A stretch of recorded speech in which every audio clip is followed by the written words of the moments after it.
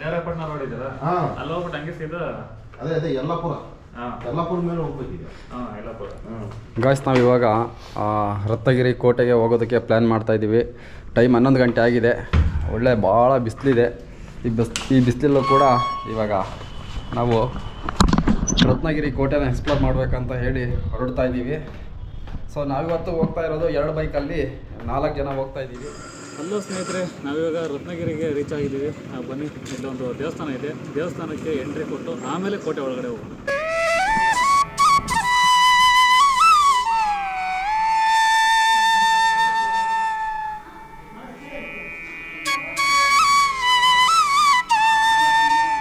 ಸ್ನೇಹಿತರೆ, ಈಗ ನಾವಲ್ಲಿ ದೇವಸ್ಥಾನದಿಂದ ದರ್ಶನ ಮಾಡ್ಕೊಂಡು ಈಗ ಇಲ್ಲೊಂದು ಮಂಟಪದ ಥರ ಕಾಣಿಸ್ತಾ ಇತ್ತು, ಹಾಗಾಗಿ ಇಲ್ಲಿ ಬಂದಿದ್ದೀವಿ. ಇದು ವಿಜಯನಗರ ಸಾಮ್ರಾಜ್ಯದ ಕಾಲದಲ್ಲಿ ಕಟ್ಟಿರೋಂಥ ಇದು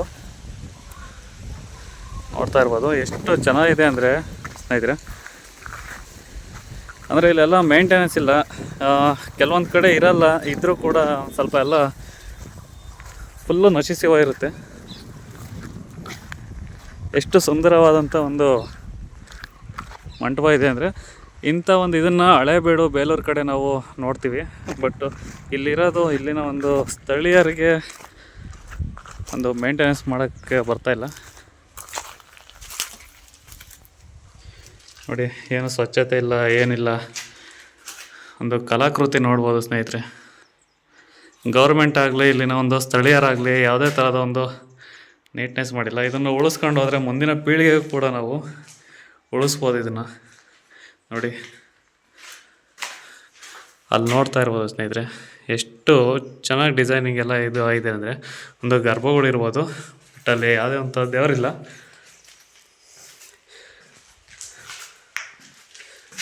ಮತ್ತು ಇದು ಭರತನಾಟ್ಯ ಮಾಡ್ತಾಯಿದ್ರಲ್ಲ ಆಗಿನ ಕಾಲದಲ್ಲಿ.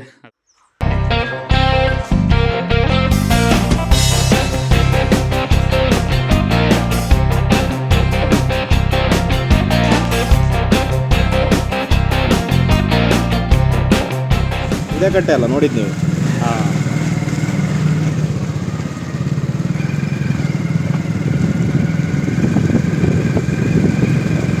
ಸ್ನೇಹಿತರೆ, ನೋಡ್ತಾ ಇರ್ಬೋದು ರತ್ನಗಿರಿ ಇವಾಗ ಎಂಟ್ರಿ ಆಗ್ತಾ ಇದ್ದೀವಿ.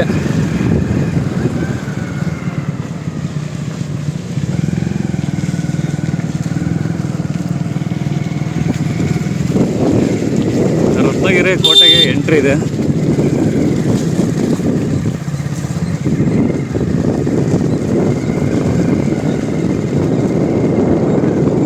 ಹೆಬ್ಬಾಗಿಲು ಇದೆ ನೋಡಿ, ಇದ್ರೊಳಗಾಸೆ ಹೋಗ್ಬೇಕು ಇವಾಗ.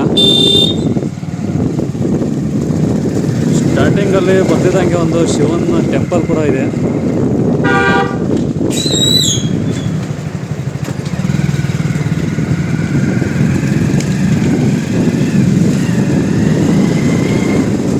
ಅಂದರೆ ಕೋಟೆ ಒಳಗಡೆನೆ ಒಂದು ಊರು ಕೂಡ ಇದೆ ನೋಡಿ ಫ್ರೆಂಡ್ಸ್.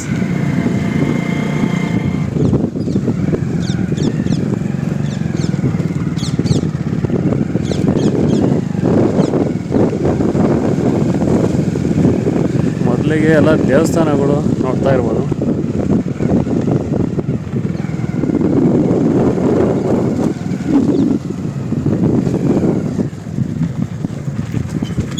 ಸ್ನೇಹಿತರೆ, ನೋಡ್ತಾ ಇರ್ಬೋದು, ಇಲ್ಲಿಂದ ಟ್ರೆಕ್ಕಿಂಗ್ ಸ್ಟಾರ್ಟ್ ಆಗುತ್ತೆ. ಈಗ ಒಳಗಡೆ ಹೋಗ್ತಾ ಇದ್ದೀವಿ. ನಾನು ಮತ್ತು ನಮ್ಮ ಫ್ರೆಂಡ್ಸು ಎಲ್ಲ ಈಗ ಒಳಗಡೆ ಹೋಗ್ತಾ ಇದ್ದೀವಿ. ಬನ್ನಿ, ಒಳಗಡೆ ಏನೇನಿದೆ ನೋಡೋಣ. ಸ್ನೇಹಿತರೆ, ನಾವಿವಾಗ ಕೋಟೆ ಒಳಗಡೆ ಎಂಟ್ರಿ ಆಗ್ತಾ ಇದ್ದೀವಿ.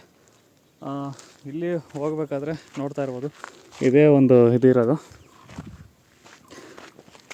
ಇಲ್ಲಿಂದ ಎಂಟ್ರಿ ಆಗಬೇಕು. ಆಗಿನ ಕಾಲದಲ್ಲಿ ರಾಜ ಮಹಾರಾಜರು ಮತ್ತು ಆನೆ ಒಂಟೆಗಳೆಲ್ಲ ಓಡಾಡ್ತಿದ್ವು. ಇವಾಗ ನಾವು ಇದ್ರೊಳಗಡೆ ಇದೇ ಒಂದು ಅಲ್ಲಿ ಮೇಲ್ಗಡೆ ಹೋಗೋಂಥ ಜಾಗ ನೋಡ್ತಾ ಇರ್ಬೋದು ಸ್ನೇಹಿತರೆ. ಒಳಗಡೆ ಹೋಗ್ತಾ ಇದ್ದೀವಿ ಇವಾಗ. ಅಂದಾಗೆ ಇಲ್ಲಿ 2 ನೋಡ್ಬೋದು. ಇಲ್ಲಿ ಕೂಡ ಒಂದು ಕೋಟೆ ಇದೆ. ಆಗಿನ ಕಾಲದಲ್ಲಿ ಒಂದು ಸೈನಿಕರು ಒಂದು ಗುಪ್ತಚರ ಇದನ್ನು ಮಾಡೋದಕ್ಕೆ ಅಲ್ಲಿಂದ ನೋಡ್ತಾ ಇದ್ರಂತೆ. ಯಾವುದೇ ಸೈನ್ಯ ಅಟ್ಯಾಕ್ ಮಾಡೋದಾಗಲಿ ಅಲ್ಲಿಂದ ನೋಡ್ಬಿಟ್ಟು ಇಲ್ಲಿ ಸಂದೇಶ ಕೊಡ್ತಾ ಇದ್ರಂತೆ. ನೋಡಿ ಎಷ್ಟು ಇದರಲ್ಲಿ ಕೋಟೆ ಎಲ್ಲ ಕಟ್ಟಿದ್ದಾರೆ ಅಂತ.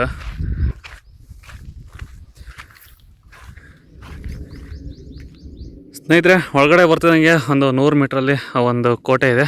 ಅಲ್ಲಿಂದ ಹಿಂಗೆ ಒಳಗಡೆ ಬಂದು ಬರ್ತಿದ್ದಂಗೆ ಇಲ್ಲಿ 2 ದಾರಿಗಳಿದೆ ನೋಡ್ತಾ ಇರ್ಬೋದು. ಇಲ್ಲಾಸ್ ಹೋದರೆ ಅಲ್ಲಿ ಕೋಟೆಗೆ ಹೋಗುತ್ತೆ, ಮತ್ತು ಇಲ್ಲಾಸ್ ಹೋದರೆ ಅಲ್ಲೊಂದು ಟೆಂಪಲ್ ಕೂಡ ಇದೆ. ಆ ಟೆಂಪಲ್ ಹತ್ರ ಮತ್ತೆ ಅಲ್ಲೊಂದು ಕಲ್ಯಾಣ ಇದೆ. ನೋಡೋಣ ಬನ್ನಿ ಹೇಗಿದೆ ಅಂತೇಳಿ. ನೋಡಿ ಇದೆಲ್ಲ ಕೋಟೆ, ಇದು ಕೋಟೆನಲ್ಲೇ ಒಂದು ಎಲ್ಲ ಜಮೀನುಗಳು ಮಾಡಿದ್ದಾರೆ ಇಲ್ಲಿ.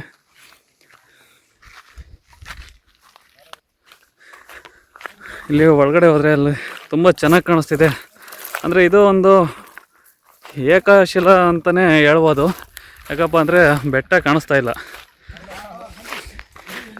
ಅಲ್ಲಲ್ಲೇ ಬಂದರೆ ನೋಡಿ ಒಳಕಲ್ಲಿದೆ.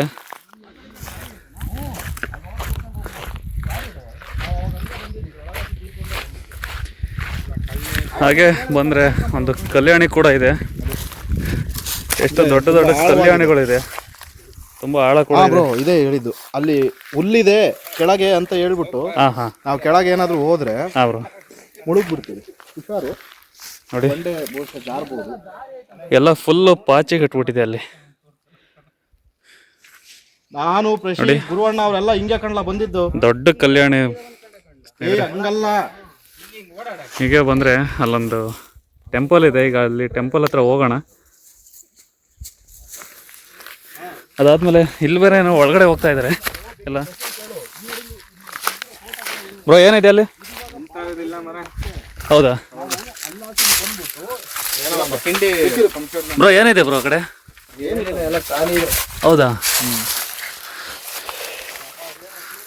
ಓ, ಎಲ್ಲ ಇದೆಲ್ಲ ಜಮೀನು, ಕೃಷಿ ಜಮೀನು. ನೋಡಿ ಇವಾಗ ಅಲ್ಲಿ ಕಲ್ಯಾಣಿ ಮುಗಿಸ್ಕೊಂಡು ಮತ್ತೆ ಇವಾಗ ಟೆಂಪಲ್ ಕಡೆ ಹೋಗ್ತಾ ಇದ್ದೀವಿ. ಬ್ರದರ್ಸ್ ಕೂಡ ಮುಂದೆ ಹೋಗ್ತಾ ಇದ್ದಾರೆ.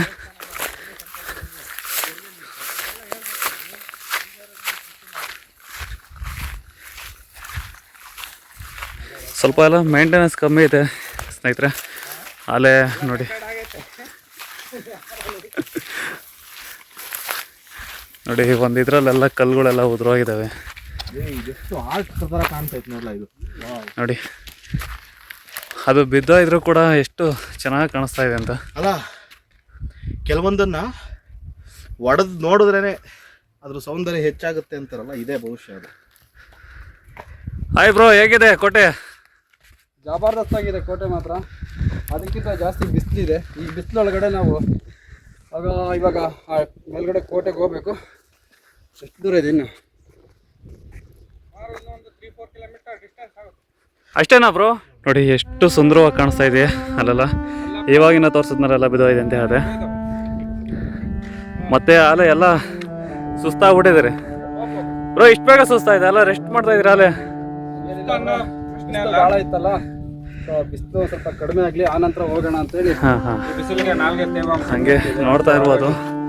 ಇದೆಲ್ಲ ಒಂಥರ ಗುಹೆ ಥರ ಇದೆ. ಇದ್ರೊಳಗಡೆ ಚಿರತೆನೂ ಕೂಡ ಇದೆ, ಮಲಗಿದೆ. ಕರಡಿ, ಚಿರತೆ.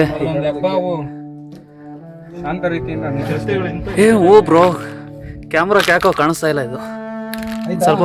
ಒಳಗಡೆ ಅದು ಕತ್ಲಿದೆಯಲ್ಲ, ಅಲ್ಲಿ ಒಳಗಡೆ ಹೋಗ್ಬಿಡ್ತದು.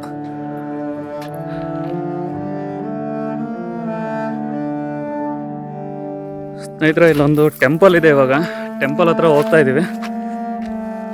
ನೋಡಿ ಎಷ್ಟು ದೊಡ್ಡ ದೊಡ್ಡ ಕಲ್ಲುಗಳಿಂದ ಒಂದು ಗೋಡೆ ಕಟ್ಟಿದ್ದಾರೆ ಅಂದರೆ ಅದಕ್ಕೆ ಹೇಳೋದು ಕೋಟೆ ಅಂತ ಹೇಳಿ. ಸ್ನೇಹಿತರೆ ನೋಡ್ತಾ ಇರ್ಬೋದು, ಇಲ್ಲೊಂದು ವಿಷ್ಣು ದೇವಾಲಯ ಇದೆ. ಆ ವಿಷ್ಣು ದೇವಾಲಯಕ್ಕೆ ಒಂದು ಬೇಸ್ಮೆಂಟ್ ಹಾಕಿದ್ದಾರೆ ಇಲ್ಲಿ. ಅಂದರೆ ಮುಂದೆಗಡೆ ಜಾಗ ಇರಲಿಲ್ವಲ್ಲ, ಇದೆಲ್ಲ ಫುಲ್ಲು ಇಳಿಜಾರು ಇರೋದ್ರಿಂದ ಇಲ್ಲೊಂದು ಬೇಸ್ಮೆಂಟ್ ಹಾಕಿದ್ದಾರೆ. ಎಷ್ಟು ದೊಡ್ಡ ದೊಡ್ಡ ಕಲ್ಲುಗಳಿಂದ ಒಂದು ಗೋಡೆ ಕಟ್ಟಿದ್ದಾರೆ ಅಂದರೆ ನೋಡಿ ಎಷ್ಟು ಸುಂದರವಾಗಿದೆ ಅಂದರೆ. ಹಾಗೆ ದೇವಸ್ಥಾನದ ಬಳಿ ಹೋಗೋಣ ಬನ್ನಿ ಸ್ನೇಹಿತರೆ. ಇದು ಒಂದು ವಿಜಯನಗರದ ಕಾಲದ ಒಂದು ದೇವಾಲಯ. ಇದು ಕೆಳಗಡೆ ಎಲ್ಲ ಕಲ್ಲಿಂದ ಕಟ್ಟಿದ್ದಾರೆ, ಮೇಲ್ಗಡೆ ಒಂದು ಇಟ್ಟಿಗೆಯಿಂದ ಕಟ್ಟಿದ್ದಾರೆ. ಹಾಗೆ ಒಳಗಡೆ ಹೋದರೆ ಎಂಟ್ರೆನ್ಸಲ್ಲಿ ಜಯ ವಿಜಯನ ಒಂದು ವಿಗ್ರಹ ಇದೆ. ಅದನ್ನು ಬಿಟ್ಟರೆ ಸ್ಟಾರ್ಟಿಂಗಲ್ಲೇ ನೋಡಿ ಒಂದು ಹನುಮಂತ ಪ್ರಾಣವಾಯು ಅಂತ ಹೇಳ್ತಾರಲ್ಲ, ಅದು ಹನುಮಂತನ ಒಂದು ವಿಗ್ರಹ ಇದೆ. ಅದನ್ನು ದಾಟಿ ಒಳಕ್ಕೆ ಹೋದರೆ ಸ್ನೇಹಿತರೆ ನೋಡ್ತಾ ಇರ್ಬೋದು, ಶ್ರೀ ವಿಷ್ಣು ದೇವಾಲಯ ಅಂತ ಬರೆದಿದ್ದಾರೆ. ಬಟ್ ಇಲ್ಲೆಲ್ಲ ನಿಧಿಗೋಸ್ಕರ ಎಲ್ಲ ವಿಗ್ರಹನೆಲ್ಲ ಕಿತ್ತಾಕಿ ಒಂದು ನಿಧಿ ಶೋಧ ನಡೆಸಿದ್ದಾರೆ ಸ್ನೇಹಿತರೆ. ಹಾಗೆ ನೋಡಿ ಎಷ್ಟು ಸುಂದರವಾಗಿದೆ. ನೋಡಿ ಮೇಲ್ಗಡೆ ಗೋಪುರ ಫುಲ್ಲು ಒಳಗಡೆ ಎಲ್ಲ ಇಟ್ಕೆಯಿಂದ ಇದು ಮಾಡಿರೋದು. ಒಂದು ಪ್ರಾಣವಾಯು ಇದನ್ನಕ್ಕೆ ಅಂತ ಹೇಳ್ತಾರೆ. ಇದ್ರ ಬಗ್ಗೆ ಅಷ್ಟೊಂದು ನನಗೆ ಗೊತ್ತಿಲ್ಲ. ಅಲ್ಲಿ ಓಪನ್ ಕೂಡ ಬಿಟ್ಟಿದ್ದಾರೆ. ಎಲ್ಲ ದೇವಸ್ಥಾನದ ಗೋಪುರಗಳಲ್ಲೂ ಆ ಥರ ಒಂದು ಓಪನ್ ಬಿಟ್ಟಿರ್ತಾರೆ ಸ್ನೇಹಿತರೆ. ನೋಡಿ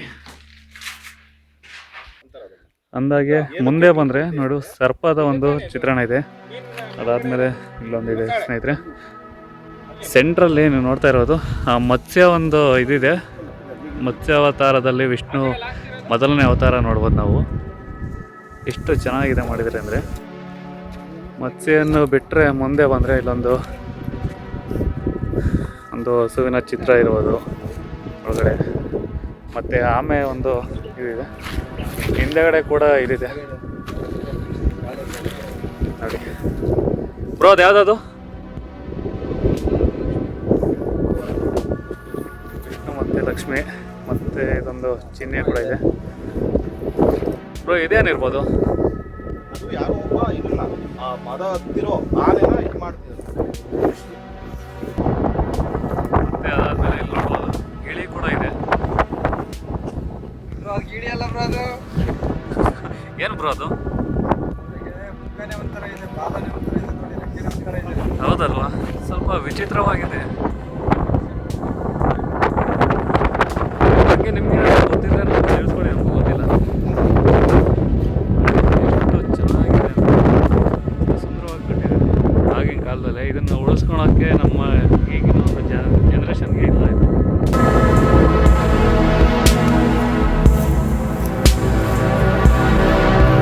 ಕೋಟೆ ಒಳಗಡೆ ಅಂದಾಗೆ ಕೋಟೆ ಒಳಗಡೆ ಎಂಟ್ರಿ ಆಗ್ತಾ ಇದ್ದೀವಿ ಈಗ. ಬ್ರೋ ಇದೇನಾ ದಾರಿ? ನೋಡಿ ಹೇಗಿದೆ ದಾರಿ. ಗ್ಲಾಸಿಂದ ಬೇರೆ ಇದೆ.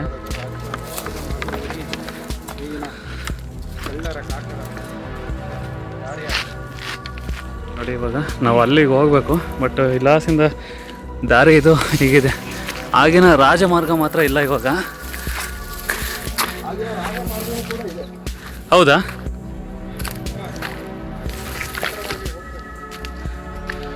ನೋಡಿ ಯಾವ ಥರ ಇದೆ ಅಂತೇಳಿ. ನಾವಿನ್ನೂ ಒಂದು ಕಾಲು ಭಾಗ ಹತ್ತುತ್ತಾ ಇದ್ದೀವಿ ಅಷ್ಟೇ.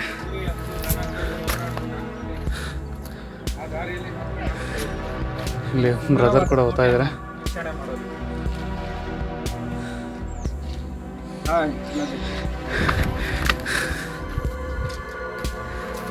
ಈ ಥರ ಟ್ರೆಕ್ಕಿಂಗ್ ಮಾಡೋದು ಅಂದರೆ ತುಂಬ ಚೆನ್ನಾಗಿರುತ್ತೆ. ಇದರ ಬಗ್ಗೆ ಇತಿಹಾಸ ನನಗೆ ಅಷ್ಟೊಂದು ಗೊತ್ತಿಲ್ಲ. ದೇಶ ಸುತ್ತಿ ತಿಳ್ಕೊ, ಕೋಶ ಓದಿ ತಿಳ್ಕೊ ಅಂತ ಇದೆ. ಕೋಶ ಓದೋಕ್ಕೆ ಅಷ್ಟೊಂದು ನನಗೆ ಇದಿಲ್ಲ. ಬಟ್ಟು ಸುತ್ತಾಡಿ ತಿಳ್ಕೊತಾ ಇದ್ದೀನಿ, ನಿಮಗೂ ಕೂಡ ತಿಳಿಸ್ತಾ ಇದ್ದೀನಿ.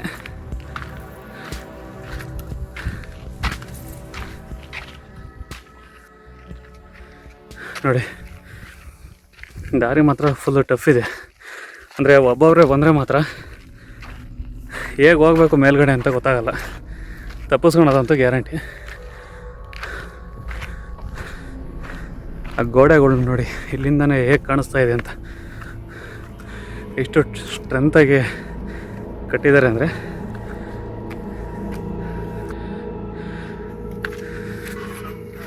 ಅಂದಾಗೆ ಇಲ್ಲಿ ಕಟ್ಟಿರೋಂಥ ಗೋಡೆ ನೋಡ್ತಾ ಇರ್ಬೋದು. ಇದೊಂದು ಮಣ್ಣಿನ ಇಟ್ಟಿಗೆಯಿಂದ ಕಟ್ಟುತ್ತಾರಲ್ಲ, ಅದರಲ್ಲಿ ಕಟ್ಟಿದ್ದಾರೆ ಅವಾಗ.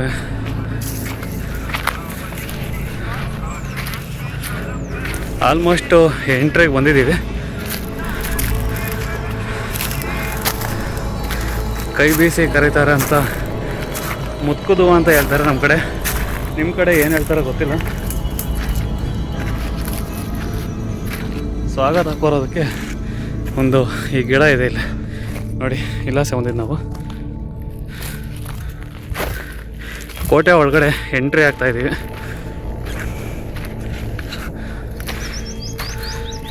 ನೋಡಿ ಇದೇ ಕೋಟೆ ಎಂಟ್ರಿ.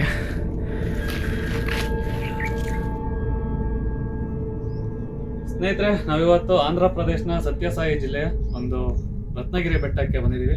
ನೀವು ಹಿಂದೆ ನೋಡ್ತಾ ಇರ್ಬೋದು ಕೋಟೆ. ಈ ಕೋಟೆಗೆ ಇವತ್ತು ಭೇಟಿ ಕೊಡ್ತೀವಿ. ಇದು 11ನೇ ಶತಮಾನದ ಯಾದವ ನಾಯ್ಡು ಅನ್ನೋ ಒಬ್ಬ ರಾಜ ಕೂಡ ಇದನ್ನು ನಿರ್ಮಿಸ್ತಾನೆ.